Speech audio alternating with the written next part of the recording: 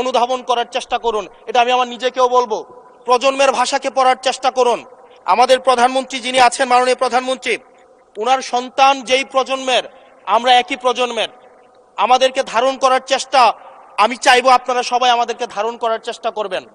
বিএনপির নয়, কেবল জামাতের নয়, কেবল এনসিপির নয়, বাংলাদেশের মানুষের স্বার্থ, বাংলাদেশের মানুষের আকাঙ্ক্ষা, বাংলাদেশের মানুষের স্বপ্ন বাস্তবায়ন যেন আমরা করতে পারি। মাননীয় স্পিকার, এই চেয়ার আমি অনুধাবন করতে পারছি জনগণ বিচ্ছিন্নতা তৈরি করে। এই সংসদে বসে, এসি রুমে বসে, এসি গাড়িতে চলে, মিনিস্ট্রির এসিতে বসে, বাসার মধ্যে 24/7 আনইন্টারাপ্টেড ইলেকট্রিসিটির মধ্যে থেকে জনগণের সমস্যা বোঝা যায় না।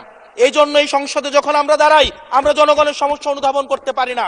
আমরা এই সংসদে বসে যদি আমরা লোডশেডিং এ আমরা খুঁজি, এই সংসদে বসে লোডশেডিং পাওয়া যাবে না, এই সংসদে বসে জনগণের সমস্যা পাওয়া যাবে না, এই সংসদে বসে সবকিছুকেই, মাননীয় স্পিকার, আমরা যে এই বাংলাদেশের সবচেয়ে সুবিধাভোগী মানুষের মধ্যে এই সংসদে যারা বসে আছি, বাংলাদেশের সবচেয়ে ফেসিলিটেড মানুষের মধ্যে আমরা অন্যতম। মাননীয় স্পিকার, আমাদের জনগণের কাছে যেতে হবে। জনগণের আশাগুলোকে, সময়গুলোকে, স্বপ্নগুলোকে আমরা রাজনৈতিক ভাষার মধ্য দিয়ে, কর্মসূচির মধ্য দিয়ে সেগুলোকে বাস্তবায়নের জন্য আমাদের সবাইকে সমন্বিতভাবে, ঐক্যবদ্ধভাবে কাজ করার প্রয়াস আমাদেরকে থাকতে হবে।